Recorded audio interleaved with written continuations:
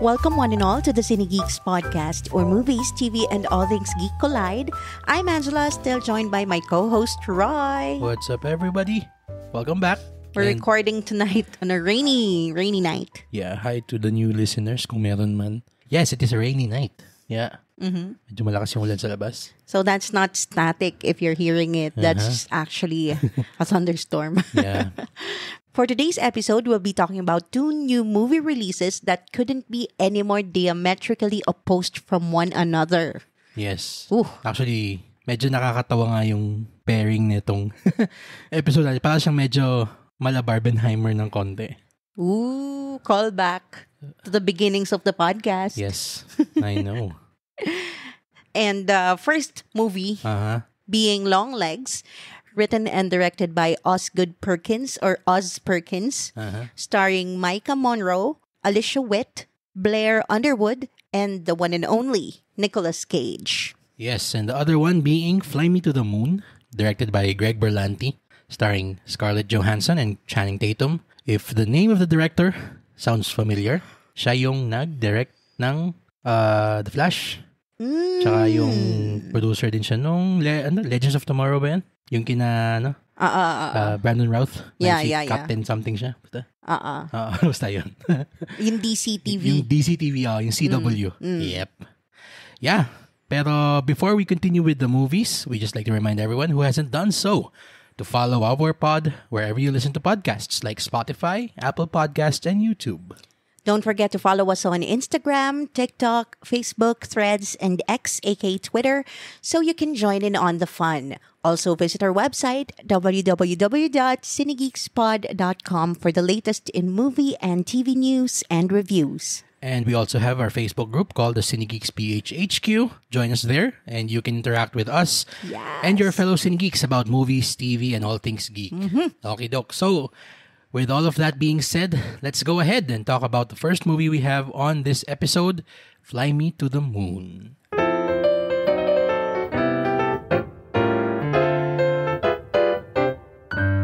Marketing maven Kelly Jones wreaks havoc on launch director Cole Davis's already difficult task of sending 3 men to the moon.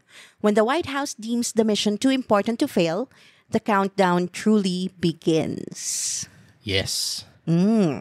So medyo, parang ang ominous no. Yung pagkakasabi ko? Hindi yung pagkakasabi mo, kahit yung logline mismo.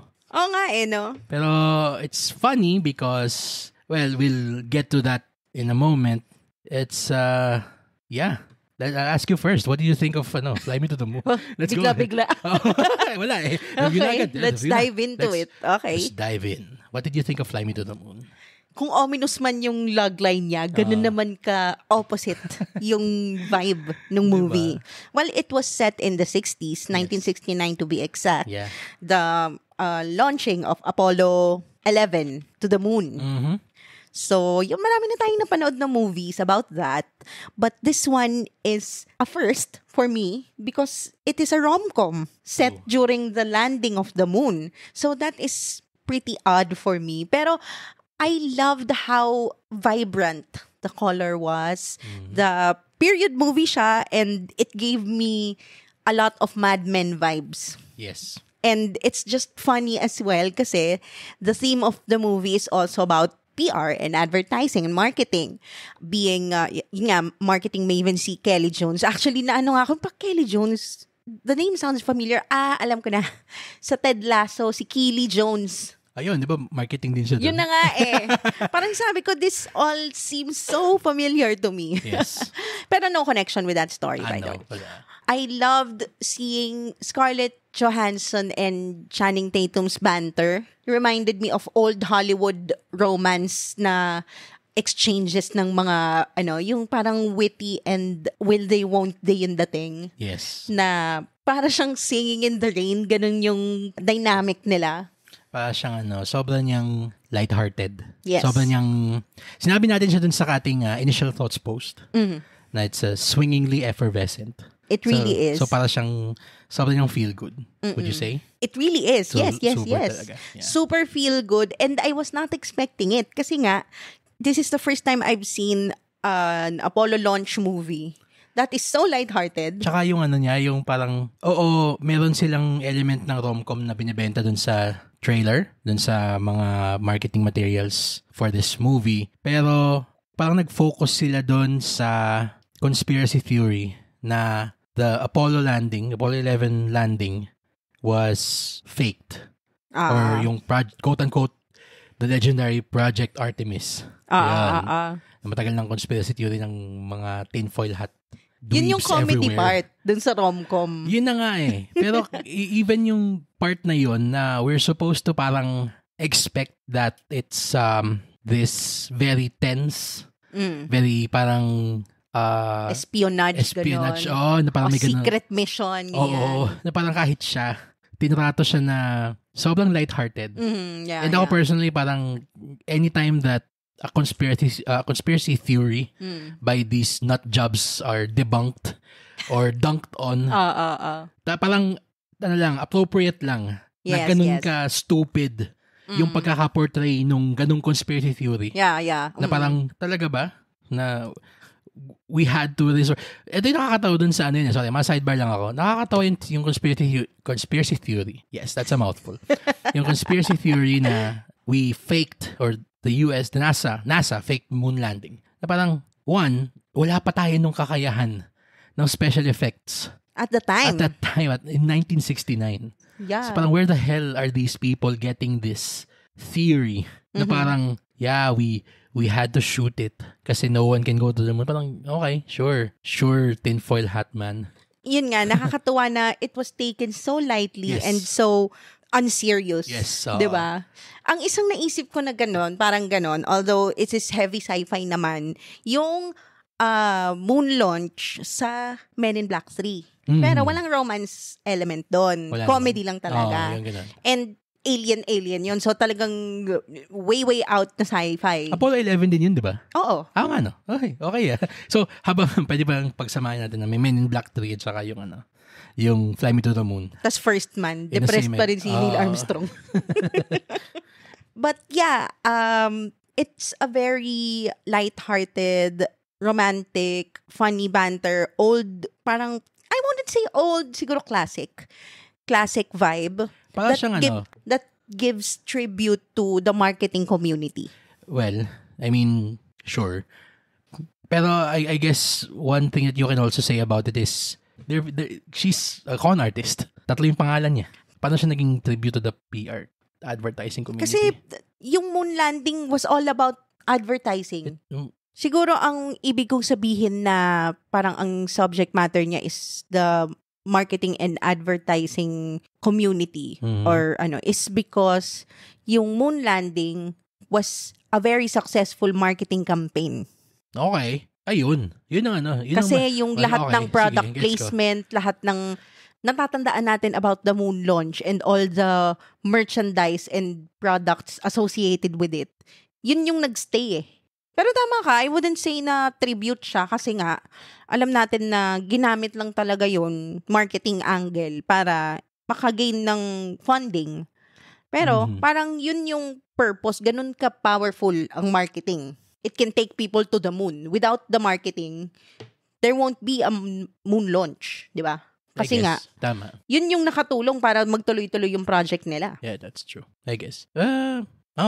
Pero kasi yun yung isa akin na para siyang, paano kaya yun paano kaya kasi siya parang siya yung anti-Mad Men itong scene na to. Kung yung Mad Men, sobrang bilib na bilib tayo dun sa ability nila Don Draper na magbenta ng produkto. Parang it's supposed to make us parang na wow tayo dapat. Yan, mawaw tayo dun sa skills nila as these advertising people selling these brands that we recognize every day. Ito yung parang opposite na yes, they were able to sell the moon landing successfully to the government for funding, pero para siyang sa akin more na they were able to succeed in spite of that need na mas heroic yung kina Channing Tatum and NASA na despite all of the distractions brought about by yung presence ni Scarlett, tapos ito pang may side character pa yung si Woody Harrelson na biglang ang implication pala sa dulo, alien pala siya or something. That was fucking weird. Diba? May ganun? Hindi mo ba na-gets yun? Hindi. Di ba sinabi nga na parang yung tinanong siya ni sige, spoilers, hey. So, Men in Black siya? Hindi nga lang Men in Black eh. Ang pagkakaalala ko dun sa scene na yun sa dulo na parang, are there UFO? Na tinanong ni si Scarlett ba, are there UFOs in Area 51? Sabi niya parang, yes. Are we alone in the universe? Or parang, are aliens real? So parang siyang yung sagot niya na parang more than you know. Parang siyang, yeah, implying na they live among us. Oo, and that this guy, yung G-man na to, si Mo, si Woody Harrelson, is an alien. That's a leap. One giant leap for this movie. Haha. Pero hindi I think okay lang naman na sabihin mo na lighthearted siya and comedy tinake yung marketing shenanigans niya. And kung gusto mo talagang ma-appreciate yung effort ng scientists in terms of dun sa moon launch, mas panoorin mo na lang yung Hidden Figures or yung First Man. Doon talaga, nagpe-pay tribute dun sa scientists. Pero what took center stage in this movie was yung marketing and how it helped make the moon launch happen. So, yun. So, we're not taking anything away from Channing Tatum. Mas more kasi, ang nag-focus tayo is yung paano nila na raise yung funding para masuportahan and magpatuloy yung project and how did the corporate sector help in that endeavor. And second, yung conspiracy nung fake moon footage, yun yung isa pang parang played up for laughs. So, yun. Hindi naman siya dinidiminish yung efforts ng scientists. We have plenty of movies covering that. Well, I guess that's true. Ako, siguro lang sa akin. Sobrang lang nice. Near and dear. Oo nga eh. Nice nga. Sobrang near and dear lang nung itong Apollo 11 for me. Kasi, as a kid, isa yan doon sa mga parang... As a kid in the 60s? Hindi naman. As a kid in the 60s, yes. I am 55 years old. Nung bata ka, ang laging tanong sa'yo, ano mo gusto mo yung paglaki mo? Gusto mo maging bumbero? Gusto mo maging doktor? Gusto mo maging astronaut? Pag doon ka doon sa side nung question na yun sumagot na gusto mo maging astronaut, ang unang-unang iaano sa'yo, ipapakita sa'yo, is the moon landing. Yung gano'n. Na parang, ganon? Kasi yun yung dream ko nung bata ko. Hindi ba si Buzz Lightyear? Hindi naman. Hindi. Yun yung dream ko nun. Meron ako nung mga die-cast na mga space shuttle noon nung bata ako. Yung mga pasalubong lang galing states sa kamag-anak. Mga ganon. Which is why nga, I'm happy na merong movie that made those toys happen. Yung marketing yun. Diba? Parang all that. Lahat ng mga merchandise and mga memorabilia about the moon launch was because of the marketing that was behind that project. Checkmate. And that influenced young people like you to aspire to be an astronaut. That's Kasi yun true. nga you're selling not the moon, you're not selling the launch, you're selling the idea. Yeah. Diba? You're selling the dream. So, yun yung pinaka na-take away ko dito sa movie na to na parang how powerful advertising and marketing is sa buong psychology ng isang society or ng isang civilization. True. Yeah, I guess. Siguro kasi isa din sa mga favorite na mga sine ko of all time yung First Man. I mean, I know that a lot of people don't like it. I know that a lot of people even hate that movie for reasons I will never, ever, ever understand. Hala, sino yan? Bleep na lang natin. De joke lang. Pero alam mo yung, kaya sobrang, ayoko naman sabihin na parang na-bastardize niya the event of the moon launch, yung Apollo 11. I agree with you, what you said, na parang buti nga na it didn't make light of it. Parang it used it as a backdrop for this light-hearted rom-com. I would have appreciated lang siguro na parang mas merong konting reverence pa doon sa process nung pag-solve nila ng problems, nung yung pagbuo nila ng moon rover, yung lunar module, yung mga gano'n. Kasi doon sa scene, ang daming mga sequences na parang they're played for laughs. True. And siguro for this movie to be a light-hearted rom-com, kailangan yun. Siguro may konting personal bias lang ako about the subject matter na I wished it could have been handled more respectfully. Yung science aspect of the film. Not to say that it was disrespectful. Hindi nga. It wasn't, paano ba ito pwede sabihin? Para siyang, nag-backseat lang siya. Eto, I hope I'm gonna use the right analogy. Alam mo nung early 2000s, merong isang pianista, yung si Maxim. Yeah. Ang kanyang tinutugtog niya sa piano niya, yung mga pyesa, yung mga classic na mga pyesa. Pero meron siyang halong disco techno, EDM, yung backing track niya. Okay. So parang classical fusion. Classical fusion, yun. So, pinapashine pa din niya yung pyesa na luma. Kino-complement ng EDM yung lumang pyesa. Yun yung hinahanap kong balance dun sana sa Fly Me to the Moon. Dito sa movie na to. Na there is a balance between cracking jokes about this important event in human history. Yeah. And also paying reverence to it. Although, gagawa naman nila ng konti dun sa dulo. Nung nakaalis na, tapos nung nasa moon na sila. Yes. Armstrong and Company. Pero yung the leading up to it, parang masyadong played for the ha-ha-ha, yung pag may inaayos sila dun, yung may sumabog dun sa ano. Although, sige, slapstick comedy, na may sumabog na parang oxygen tank. Buhay pa rin si Channing for some reason. Yeah.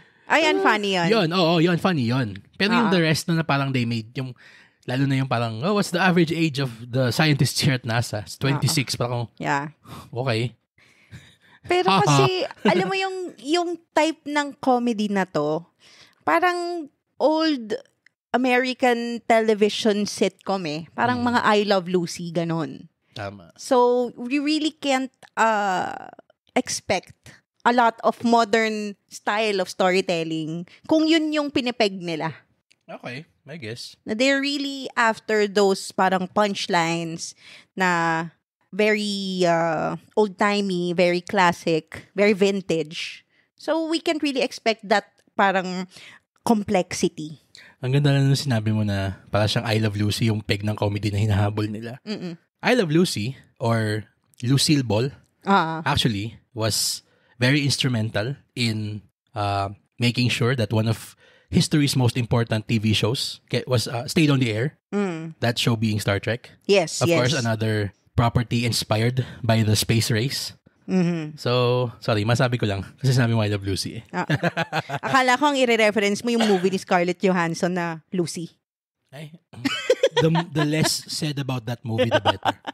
What? It was entertaining. I loved that movie. Okay. Sige. If Anyways. you love USBs, sige. Yeah. Lucy is the movie for you. Yes. Anyway. I love USBs. Why not? What's not to love? Okay, so do you have any final thoughts before we reveal our rating for Fly Me to the Moon? Light-hearted, fluffy rom-com. Para siyang sobrang gliding on air ka. Yeah. Yan ang pakiramdam. For better or worse. Yun sa akin. Yeah. Yeah. I mean, for better or worse. Okay.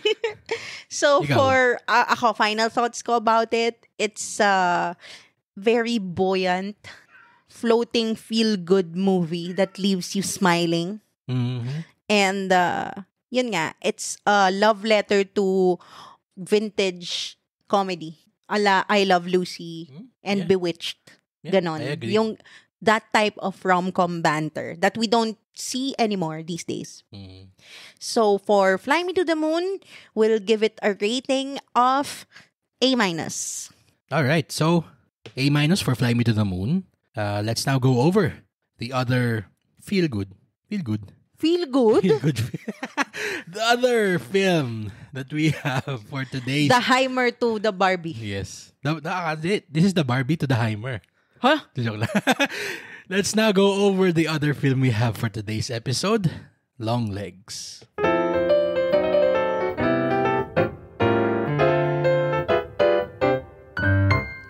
In pursuit of a serial killer, an FBI agent uncovers a series of occult clues that she must solve to end his terrifying killing spree. Yarn.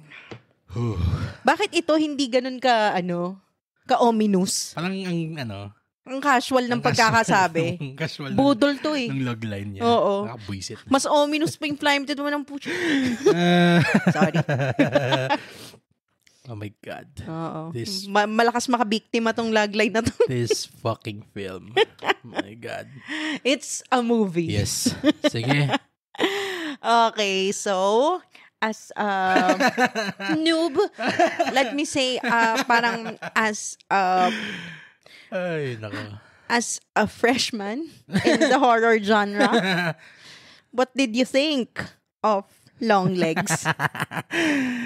Bago tayo magsimula dun sa what I thought, masabi ko lang na for the past 3 episodes, puro tayo may horror at least once na film. Yeah. So, I have been getting my beak wet. What? Yes. Your what? Yes, my what is wet in terms of horror films. Kaya, this movie is absolutely terrifying. Talaga. It's not just terrifying na parang, scary monster, jump scares, music, sound effects, yung mga ganun. No, this is absolutely terrifying in the sense na it's disconcerting. It's disturbing. It's meant to linger on in your psyche immediately after you see this film. Hindi lang dahil dun sa depravity nung horror that is presented on screen, pero dahil dun sa lintik na Nicolas Cage na yan. Grabe, no? Ibang klase si Manong dito. There's a reason why hindi siya pinapakita sa trailer. There's a reason why you should never see any of the marketing of this film, period. Please, avoid any poster, any trailer, anything. Yeah. It's best that you don't know anything going in. Mm-hmm. Grabe. Yung vibes na nakukuha mo dito sa film na to, I've been observing some chatter about this film online sa Reddit. And many people are asking na parang, anong klaseng vibes yung meron nitong scene na to? Para ba itong yung tipong freaked out ka na vibes? Tapos may nakita ko yung mga sumasagot na parang, no, it's not just freak out, it's parang devilish, downright devilish yung Nightmarish. vibes. Nightmarish. And that is because of the fantastic cinematography. Oo, grabe, no? Ibang klase yung parang nakaka-disquiet, if that's even a term. Yeah. Tama ba? It's the disquieting feeling na parang disorienting. Alam mo yung, I'm pretty sure everyone can relate to this. Yung sensation na when you're asleep and you know that you're having a nightmare, usually your nightmares involve parang you being transfixed on the horror that you're seeing in your subconscious. Hindi ka maka-look away, hindi ka makapikit, hindi ka Can't even move. Can't even move. Can't Exactly. even open your mouth or speak. Exactly. Diba? It's just a feeling of pure, unfiltered fear coursing through your veins. Oof, heavy. And yung bawat eksena dito, bawat shot dito, just parang simulates that feeling. Sobra. Grabe yung imagery niya. Sobrang disturbing talaga. Kahit nga walang disturbing na imagery, para siyang yung tipong dahil nakapirmi lang yung camera dun sa tinitingnan natin na tao or whatever. Ang haunting niya pa rin, Yun, no? sobra. Ikaw, I told you while watching it na I'm getting a feeling of parang Psycho, Alfred Hitchcock. And that's actually a very appropriate observation. Kasi Osgood Perkins, writer-director, is the son of Anthony Perkins of Norman Bates of Psycho fame. Oh. So yun, today I learned. Okay. Yeah. Yeah, so parang, ano niya, no? It runs in the blood. Oo. Parang rite of passage niya to. Yun niya. Birthright niya, yeah. Manakot ng tao. Oh, salamat sa pamilyang to, Yung mga Perkins, yung mga yan. Anyway, sige ikaw. Also, it gave me the same parang crawling under my skin feeling ng The Shining. Yung style ni Stanley Kubrick na yung slow zoom-ins. Tapos yung mga vista na sobrang hauntingly parang hypnotizing. Yung parang sa sobrang static ng isang bagay, ng isang scene, natutulala ka. Tapos, ganun. Kaya kang sasapakin ng jump scare bigla. Yun yung nakakainis dito. Yun. Very that. Yun very yung ganun. that. Kasi whereas na sa Shining, it's just a feeling of dread. Parang hindi mo ma-expect na may jump scare after those hypnotizing shots. Ito kasi, meron siya ng modern sensibility of horror Yung syncopated jump scares na parang ilalal ka niya into parang this feeling of either hindi nga siya hindi nga siya yung parang yung marirelax ka niya. Hindi yung ilalal ka niya into being so transfixed doon sa nangyayari on screen. Kasi this film is also very plot heavy. As in, it is. Talagang listen and pay attention to what you're seeing on screen. Yeah. Pero kasi, yun nga ito, again, I'm gonna try to explain this the best I can. When we're watching the quote-unquote regular horror films, meron siyang mga parts doon sa scene na parang biglang, ramdam mong nagpo-pause yung tension.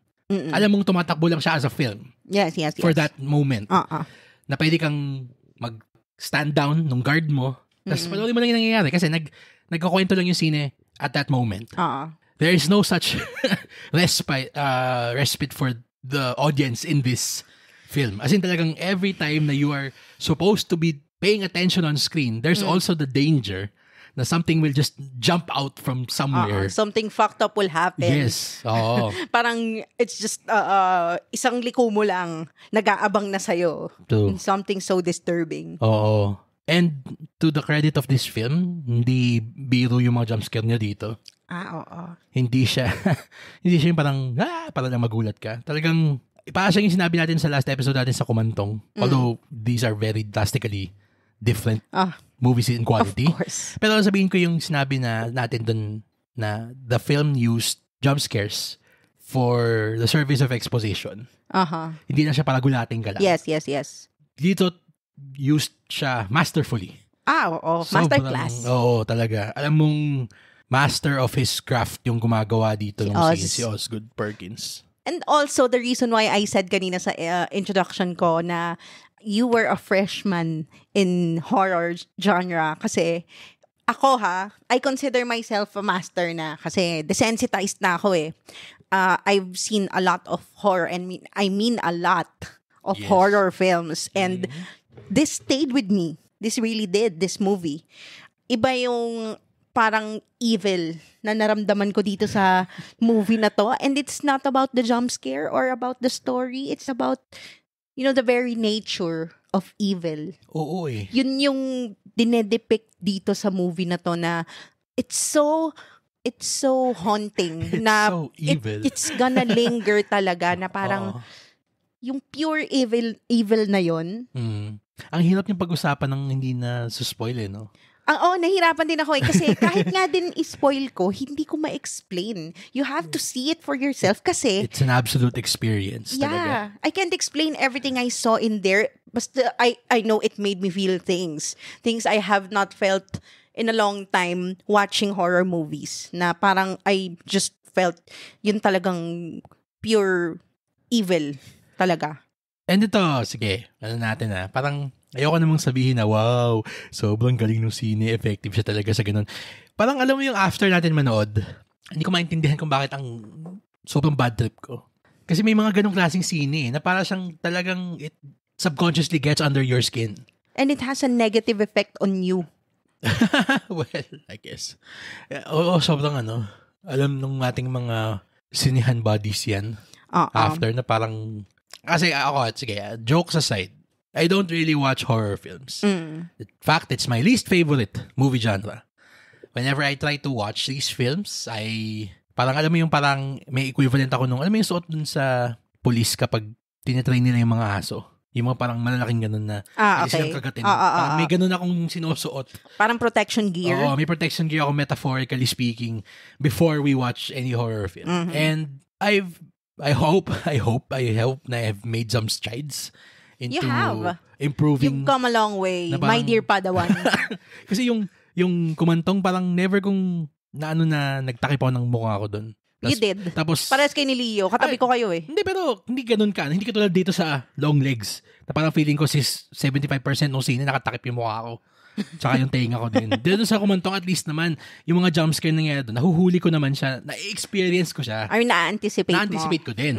Ito talagang, God. Even fucking film. Talaga parang, oh my God, I hate that I loved this film. But you'll never see it But again. I'll never see it again. Talaga. Kasi it's a masterpiece na you shouldn't experience more than once. You compared it to another movie na parang one viewing is enough. Oo. Parang siyang sabi ko na, parang Marriage Story. Or Schindler's List. Parang sa Schindler's List. Parang it's okay. It's a very moving story. Something that is so unforgettable. It stays with you. But you won't want to see it ever again. That is true. Ganon.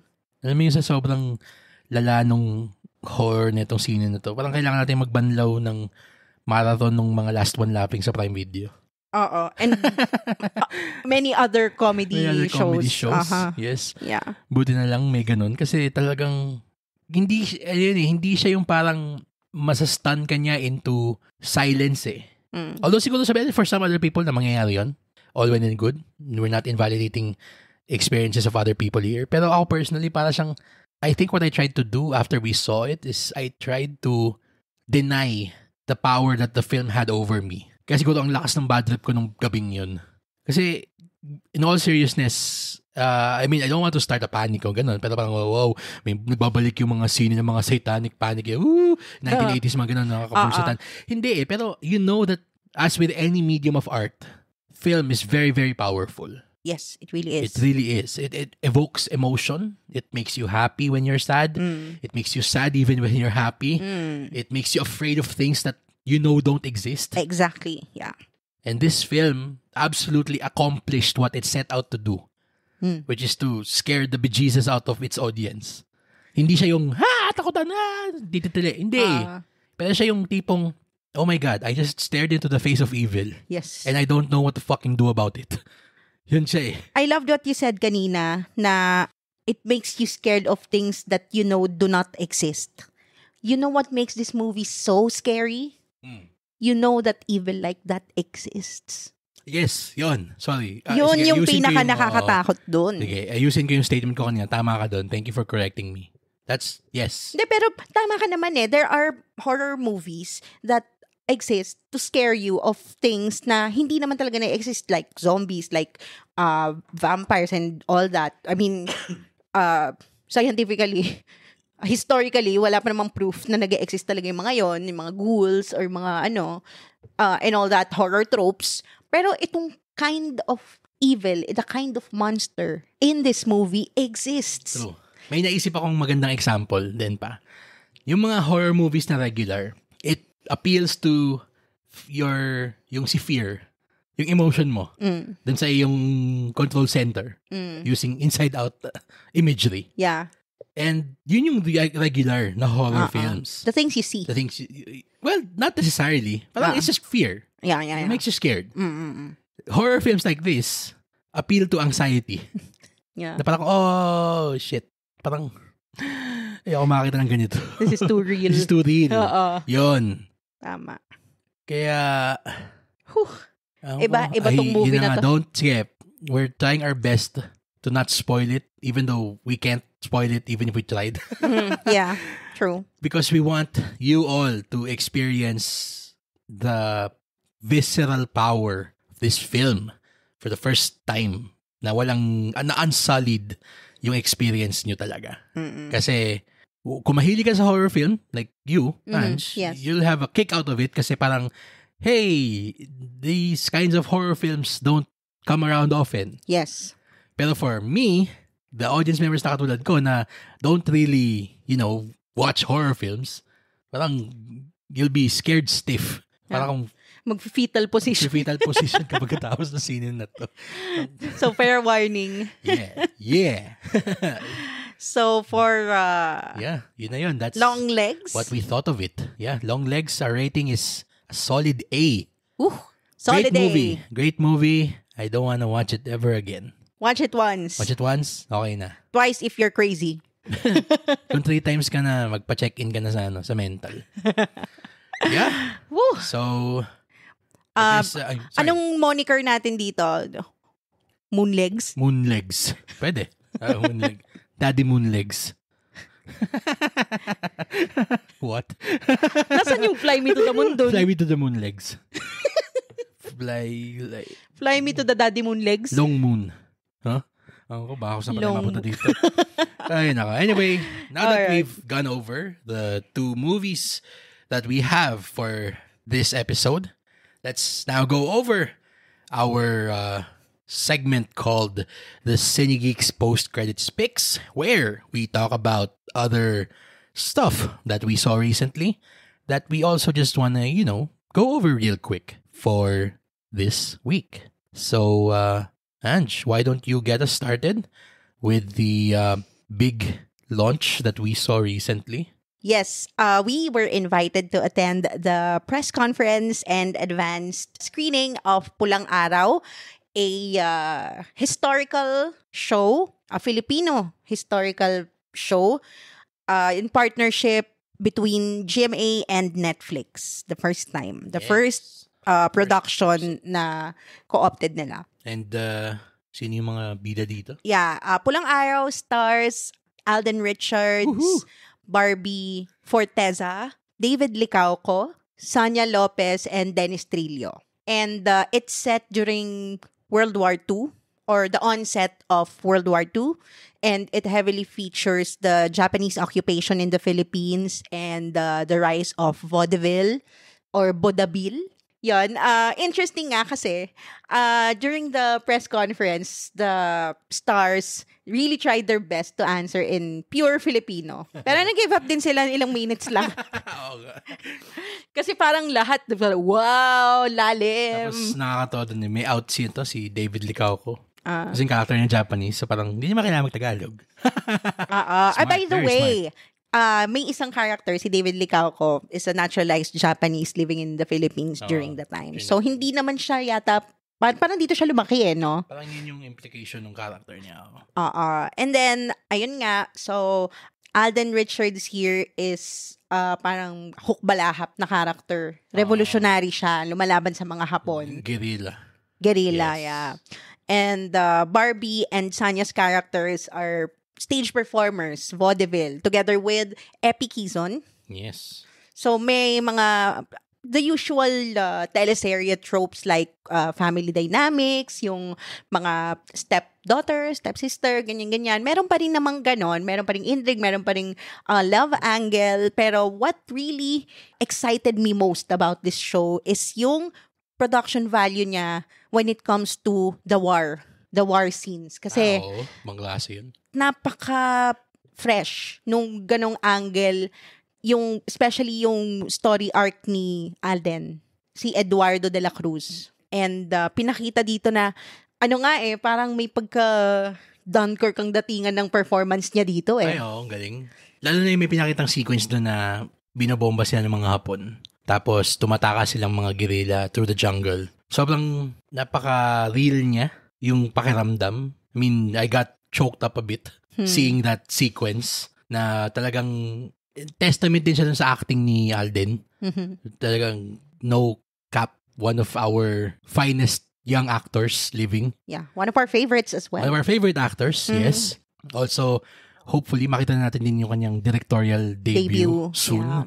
Pero, as for sa Pulang Araw, yeah, you pretty much hit the nail on the head na galing nung production value niya.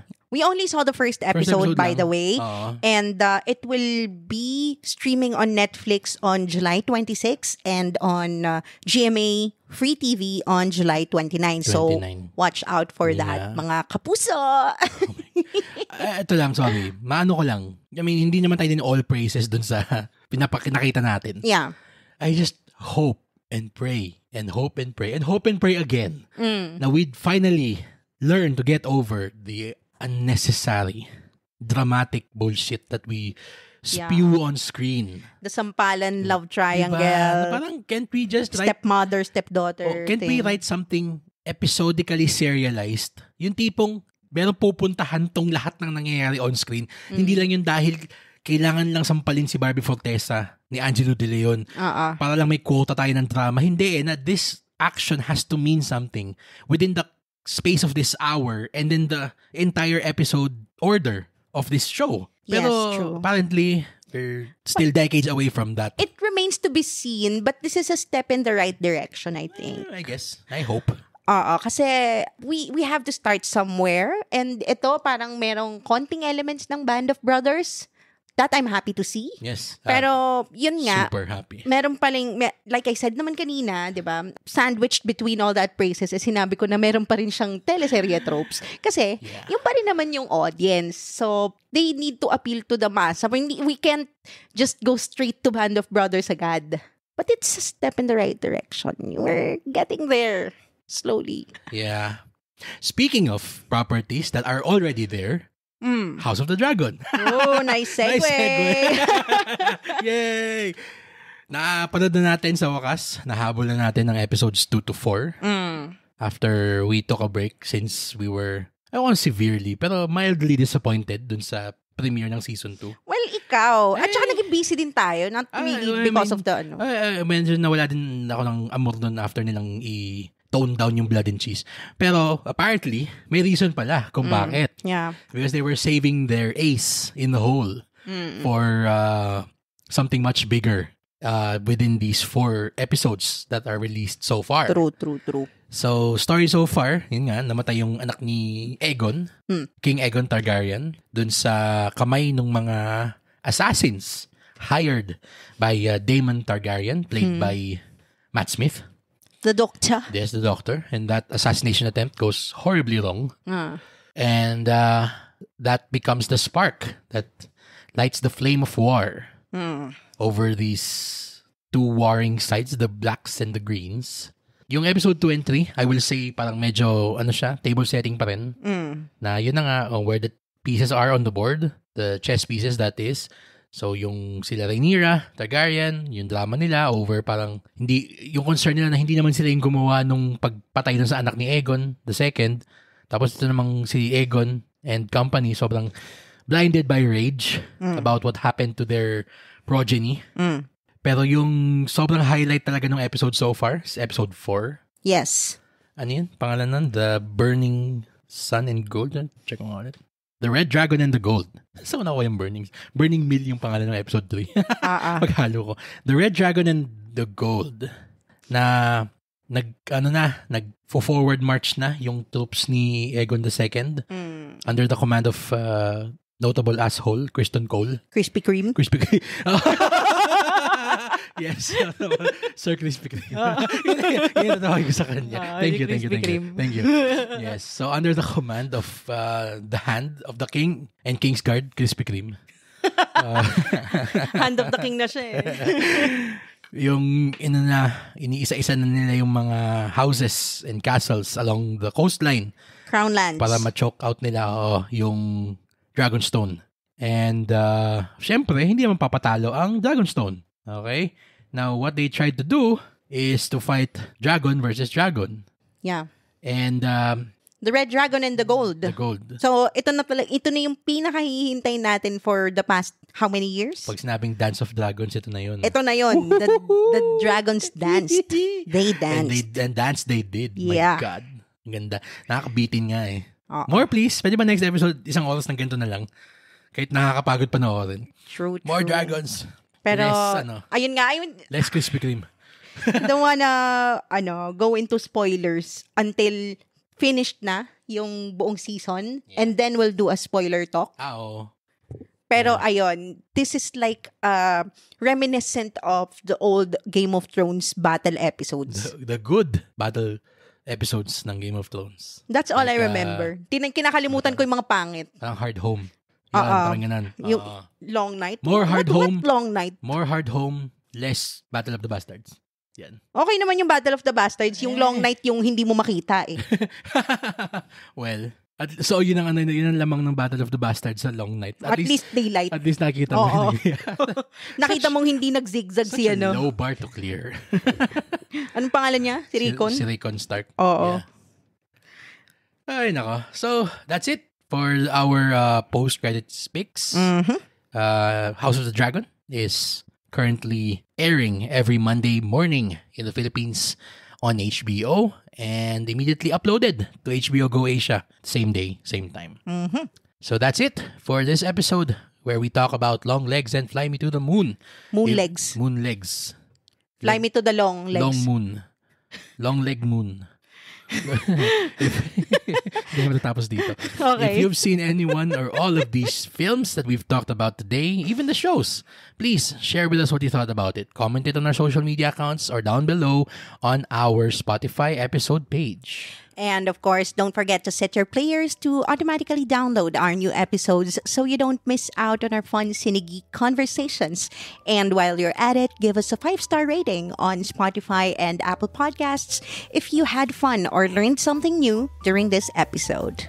We want to thank Viewers Choice Philippines and Columbia Pictures Philippines for inviting us to the advanced screenings of Long Legs and Fly Me to the Moon, respectively. But as always, the studios and distributors of the films were not given any creative control or editorial approval of this episode. They are hearing our review for the first time, same as you are. And special mention as well goes to HBO Asia and Netflix. Yes, for the shows that we talked about on our post-credit space. Yeah. For my co-host Troy, this has been Angela. Thank you for listening to the Cine Geeks podcast, where movies, TV, and all things geek collide.